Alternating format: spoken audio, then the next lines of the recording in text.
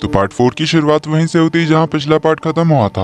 वो हेन को डिवोर्स पेपर्स देने आया था, पर उसे एक बहुत बड़ा झटका लगता है जब हेन उसे बताती है कि मैं 3 महीने में मरने वाली हूँ। जो सुन वो समझ नहीं पा रहा था कि उसे कैसे रिएक्ट करना चाहिए। हेन उसे पूछती कि तुम मुझे क्या बताने आए थे। वो तो उसे सॉरी कह देता है आज तुमसे रूडली बात करने के लिए, और आज तक हर दिन के लिए आई एम सॉरी। अब से मैं तुम्हें बेटर ट्रीट करूंगा। हेन तो बस उसकी बातें सुन रही थी। अचानक से ह्योनवू का फेस रोने जैसा हो जाता है। वो कहता है कि ये कैसे हो सकता है, सिर्फ 3 महीने, तुम्हारे बिना मैं कैसे जीऊंगा, ऐसा अचानक कैसे हो सकता है। ह्योनवू को ऐसा सैड देखकर हेन पूछती है क्या तुम सीरियस हो। इस पर ह्योनवू उसे गले लगा लेता है और कहता है लव यू हेन। ये सुनकर भी हेन हैरान होती है, तो उससे कहती कि क्या तुम सच में मेरे बिना नहीं जी सकते। ह्योनवू कहता है हाँ नहीं जी सकता। इस पर हेन कहती कि ठीक है फिर क्या तुम मेरे साथ मरना चाहोगे। जो सुन ह्योनवू हैरान होता है। हेन कहती है तुम्ही ने तो कहा कि तुम मेरे बिना नहीं जी सकते। इस पे ह्योनवू कहता है कि मेरा लिटरली वैसा मतलब नहीं था, मुझे बस लगा कि शायद मैं तुम्हारे बिना नहीं जी सकता। जो सुन हेन उसकी ओर घूरने लग जाती है। जो देख ह्योनवू थोड़ा डरते हुए कहता है कि मैं बस सोच रहा था कि क्या ऐसा होता भी है। हेन बताती है कि ऐसा पहले होता तो था, पुराने जमाने में ये एक प्रथा थी जिसे सुनजांग कहा जाता था। इसमें अगर एक कपल में से कोई मर जाए तो उन दोनों को साथ में ही जला दिया जाता था। जोसन अपना ह्योनवू तो और ज्यादा डर जाता है क्योंकि हेन ज्यादा मजाक नहीं करती थी, तो पता नहीं वो ऐसा करा भी सकती है। ये सोचकर अपना ह्योनवू तो डर जाता है। तो हेन कहती है कि फिर हमारे मरने के बाद तुम आफ्टर लाइफ में मेरा अच्छे से ख्याल रख सकते हो। ह्योनवू थोड़ा मुस्कुराते हुए कहता है कि तुम मजाक अच्छा कर लेती हो, ऐसे सीरियस सिचुएशन में भी तुम इतना सीरियस होकर मजाक कैसे कर लेती हो। हेन पूछती कि क्या ये तुम्हें मजाक लग रहा है। वो थोड़ा नर्वस होते हुए पूछता है कि क्या तुम सच में सीरियस हो। हेन कहती कि मेरा मतलब था कि तुम ये दिखावा बंद करो। अब जाकर ह्योनवू को थोड़ा चैन पड़ता है, तो ह्योनवू उसे अच्छे से बिठाता है, पूछता है कि पूरी बात बताओ, डॉक्टर ने तुम्हें एग्जैक्टली क्या बताया, तुम्हें क्या हुआ है। इसी बहाने वो डिवोर्स पेपर्स को छुपा लेता है। पूछता है कि क्या तुम्हें डॉक्टर ने सच में बताया कि तुम्हें 3 महीने लग जाएंगे मरने के लिए। मेरा मतलब था कि क्या सिर्फ 3 महीने है तुम्हारे जीने के लिए। तो यहाँ से फ्लैशबैक शुरू होता है इस दोपहर का, जब हेन को डॉक्टर का कॉल आया था। डॉक्टर बताते हैं कि तुम्हारा टेस्ट रिजल्ट आ गया है और तुम्हारी कंडीशन बहुत बुरी है, इसीलिए वो अभी के अभी उसे हॉस्पिटल आने के लिए कहते हैं। हेन हॉस्पिटल जाने के लिए बाहर आती है, जहाँ वो ह्योनवू को अपने साथ चलने के लिए कहती है। इस पर ह्योनवू उसे डायरेक्टली मना कर देता है। हेन कहती कि अभी तक तो मैंने बताया ही नहीं कि हमें कहाँ जाना है। ह्योनवू कहता है कि मुझे फर्क नहीं पड़ता,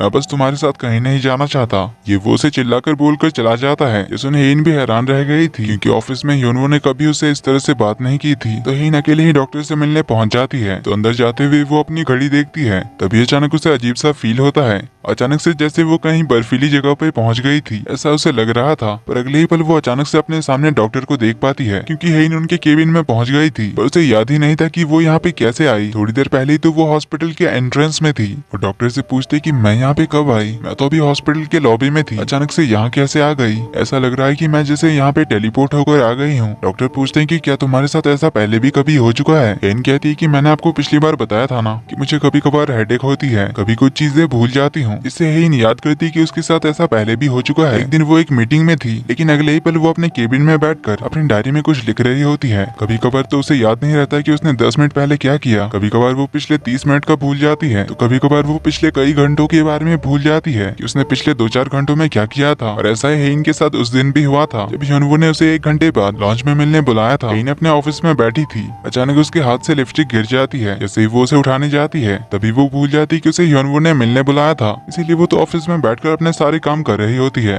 कुछ घंटे बाद जब उसकी सेक्रेटरी आती है, उसे यहाँ देखकर वो उससे पूछती कि आप अभी तक यहाँ कैसे, आपको तो डायरेक्टर ह्योनवू से मिलने जाना था ना। तो हेन जल्दी से पहुंच जाती है ह्योनवू के बताई जगह पर तब तक ह्योनवू जा चुका था। Coming back to present, doctor हेन से कहते हैं कि अगर तुम्हें पहले कई बार ऐसा हो चुका है तो तुमने मुझे बताया क्यों नहीं। हेन कहती कि मुझे लगता था कि शायद मैं सो गई होंगी, या शायद थकावट की वजह से मैं भूल जाती थी। मुझे कभी ऐसा बॉडी में दर्द वगैरह महसूस नहीं हुआ था, इसीलिए मुझे लगा ये सब कुछ नॉर्मल है। क्या मुझे सच में कुछ हुआ है। तो डॉक्टर उसे बताते हैं कि तुम्हें क्लाउड साइटोमा है, जो एक बहुत ही रेयर बीमारी है। पूरी दुनिया में इसके बहुत ही कम केसेस हैं, बल्कि कोरिया की तुम ही पहले इंसान हो जिससे ये बीमारी है। हेन पूछती कि क्या मुझे सर्जरी करानी पड़ेगी या किसी मेडिकेशन से मैं ठीक हो जाऊंगी। डॉक्टर बताते हैं कि तुम सर्जरी नहीं करा सकती, क्योंकि तुम्हारी कंडीशन बहुत ही कॉम्प्लिकेटेड है। बेसिकली हेन को एक बहुत ही रेयर ब्रेन ट्यूमर है, जिसका कोई इलाज ही नहीं है। तो डॉक्टर जब उसके ट्यूमर के बारे में बता रहे थे, तब हेन को फिर से कुछ हो जाता है, उसे हेलुसिनेशंस होने लगते हैं। अचानक से हेन को अपने आसपास कोहरा सा दिखाई पड़ता है और फिर से उसे लगने लगता है कि जैसे वो किसी बर्फीली जगह पर आ गई है। इसे डॉक्टर की कोई बात सुनाई नहीं दे रही थी, जबकि डॉक्टर उसे यही बता रहे थे उसकी जो ट्यूमर सेल्स हैं वो उसके सारे नर्व्स में फैल चुके हैं, इसीलिए उसका टेम्पोररी मेमोरी लॉस हो रहा है और इसी की वजह से उसे हेलुसिनेशंस भी होंगे। साथ ही में तुम्हें पर्सनालिटी डिसऑर्डर भी हो सकता है। मेडिकेशंस तुम्हारे लिए ज्यादा हेल्पफुल नहीं होगी और सर्जरी कराना बहुत ही ज्यादा रिस्की होगा, क्योंकि ये ट्यूमर सेल्स पूरे ब्रेन में फैल चुका है। अब हेन तो अपने हेलुसिनेशन में खोई हुई थी। डॉक्टर जोर से उसका नाम बुलाने लगते हैं, तब जाकर हेन अपने हेलुसिनेशन से बाहर आती है। इससे हेन की सांसें फूल जाती है। इन हेलुसिनेशन की वजह से उसे बहुत ही ज्यादा घबराहट होती है। तो हेन अपने आप को शांत करके डॉक्टर से पूछती है, फिर मैं ठीक कैसे हो सकती हूँ? कोई ऑर्डिनरी पर्सन इससे बचे या ना बचे मुझे कोई फर्क नहीं पड़ता।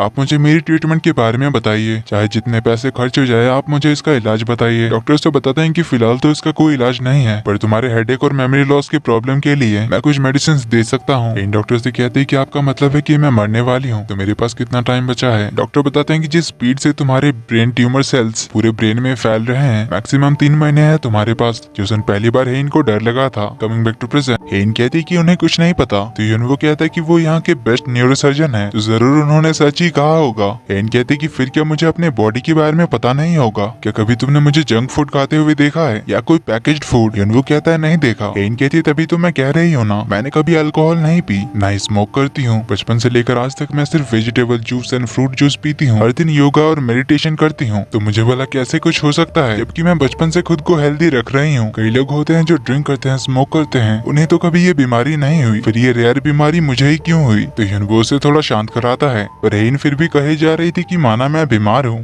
पर ये डॉक्टर्स मुझे ठीक क्यों नहीं कर सकते? आजकल तो सब पॉसिबल है, लोग चांद पर जा रहे हैं, कार्स अपने आप चलती है, एआई को देख लो, सब काम अपने आप ही हो जाता है। फिर ये लोग मेरे दिमाग से छोटा सा ट्यूमर क्यों नहीं निकाल सकते? युनवो से कंसोल करते हुए कहता है कि क्यों ना हम कल हॉस्पिटल दोबारा चले, हो सकता है डॉक्टर से कोई मिस्टेक हो गई हो, इसीलिए तुम आज अभी रेस्ट करो, कल हम दोनों चलते हैं ना हॉस्पिटल, डॉक्टर से अच्छे से बात करेंगे। हेन कहती क्या तुम्हें लगता है कि मुझे नींद आएगी इतना सब कुछ होने के बाद? युनवो कहता है कि पता नहीं, मुझे भी आज रात नींद आएगी या नहीं। पर हम देखते हैं कि अपना युनवो तो बड़े ही चैन से सो रहा था। सुबह आराम से उठता है, मूड तो उसका काफी अच्छा लग रहा था। आज की सुबह ही से बहुत ही डिफरेंट फील हो रही थी। अंदर से युनवो को बहुत ही खुशी महसूस हो रही थी। वो तो गाने गुनगुनाते हुए मिरर के पास आता है। अचानक उसे हेन के कंडीशन का ख्याल आता है, तो वो अपने आप से कहता है कि मुझे ऐसे खुश नहीं होना चाहिए, मुझे इतना अच्छा नहीं लगना चाहिए, वरना उसका भरोसा नहीं वो मुझे भी अपने साथ जला देगी। मुझे तो दुखी होना चाहिए, 3 महीने बाद हम अलग होने वाले हैं और मुझे तो अब डिवोर्स लेने की भी जरूरत नहीं है। ये बात कहते हुए उसके चेहरे पर हंसी आ ही जाती है, क्योंकि भाई को 3 महीने बाद इस फैमिली से छुटकारा जो मिल जाएगा। और फिर वो अपने आप से कहता है कि मुझे ऐसे हंसना नहीं चाहिए। ये बोलकर वो अपनी खुशी को कंट्रोल करने की कोशिश करता है, अपने स्माइली फेस को सैड करने की कोशिश करता है। देन वो हेन के रूम में जाता है, पर वो देखता है कि हेन तो अभी भी सो रही है। एक हाथ उसका बेड से बाहर था, जो देख वो तो घबराने लग जाता है, क्योंकि हेन इतनी देर तक कभी नहीं सोती। तो उसे देखिए अपने मन में सोचता है कि इसे क्या हो गया। तो ये थोड़ा घबराते हुए ही हेन को चेक करने के लिए उसकी तरफ जाने लगता है। हेन के बेड पर हाथ मारते हुए उसे जगने के लिए कहता है। हेन कोई रिस्पॉन्स नहीं देती, तो युनवो और थोड़ा डरते हुए उसके पास जाता है और उसके हाथ को उठाता है। और जैसे ही हाथ छोड़ता है, बिल्कुल ही एक मरे हुए इंसान के हाथ की तरह उसका हाथ नीचे आ जाता है। पर हेन के बॉडी में कोई हलचल नहीं होती। युनवो तो और ज्यादा डर जाता है कि कहीं उसे कुछ हो तो नहीं गया। तो वो हेन की सांसें चेक करता है, समझ नहीं आता तो वो उसकी हार्ट बीट सुनने जाता है। वो बहुत ही ज्यादा घबराहट के साथ उसकी हार्ट बीट सुन ही रहा था। इतने में हेन कहती है कि ये क्या कर रहे हो तुम? जो सुन युनवो उसकी ओर घूम जाता है। दोनों बहुत ही करीब होते हैं। हेन पूछते कि कर क्या रहे थे, तो युनवो नर्वस होकर उसे किस कर देता है और कहता है मॉर्निंग किस, गुड मॉर्निंग। हेन उठने जाती है कि हमारी युनवो तो नीचे गिर जाता है, क्योंकि उसे लग रहा था कि हेन उस पर गुस्सा करेगी। पर हेन कहती है कि लगता है तुम्हारा मूड बहुत ही अच्छा है। युनवो नर्वसली कहता है कि नहीं तो। हेन उसे देखकर कहती कि आज तुम्हारा चेहरा भी चमक रहा है, लगता है तुम आज बहुत खुश हो और कल रात बहुत अच्छी नींद आई होगी। युनवो अपना चेहरा टच करते हुए कहता है कि ऐसा तो कुछ नहीं है। जो सुन हेन उठ जाती है, जिसे देख युनवो तो डर जाता है, पर हेन फ्रेश होने के लिए चली जाती है। तो युनवो भी गिरते पड़ते हुए अपने रूम निकल लेता है। फिर दोनों तैयार होकर डॉक्टर से मिलने हॉस्पिटल के लिए निकलते हैं। जाते हुए हेन युनवो को वार्न करती है कि मेरे कंडीशन के बारे में किसी को भी पता नहीं चलनी चाहिए, अगर किसी को भी पता चला तो वो तुम्हारी गलती होगी। युनवो हाँ कहता है, उससे पूछता है कि क्या तुम अपने कंडीशन के बारे में अपने फैमिली को भी नहीं बताओगी? हेन कहती कि उन्हें तो बिल्कुल नहीं, क्योंकि मैं अभी 1 ट्रिलियन क्लब ज्वाइन करने के काफी करीब हूँ और तुम तो जानते ही हो कि ग्रैंडपा ने मुझे क्वींस डिपार्टमेंटल स्टोर देते हुए कहा था कि मैं इस क्वींस ग्रुप को तुम्हारे डैड के बदले डायरेक्ट तभी सौंपूंगा जब तुम 1 ट्रिलियन क्लब में शामिल होगी। यानी हेन जब भी 1 महीने में 1 ट्रिलियन 1 का सेल करेगी, तभी उसे इस इस पूरे क्वींस ग्रुप का कंट्रोल मिलेगा। युनवो कहता है कि तुम्हारे लिए अभी अपनी हेल्थ इंपॉर्टेंट है, तुम इस हाल में भी क्वींस ग्रुप के बारे में कैसे सोच सकती हो। हेन बताती है कि मेरा भाई सुचियोल वो तो मेरे खिलाफ मौका ही ढूंढ रहा है किसी तरह से मुझे हराने की, और मेरी मॉम वो भी तो कम नहीं है। अगर उन्हें मेरी कंडीशन के बारे में पता चला तो वो लोग तो मुझे अपनी फैमिली से ही निकाल देंगे और इस बात पे फाइट करेंगे कि मेरी प्रॉपर्टीज कौन लेगा,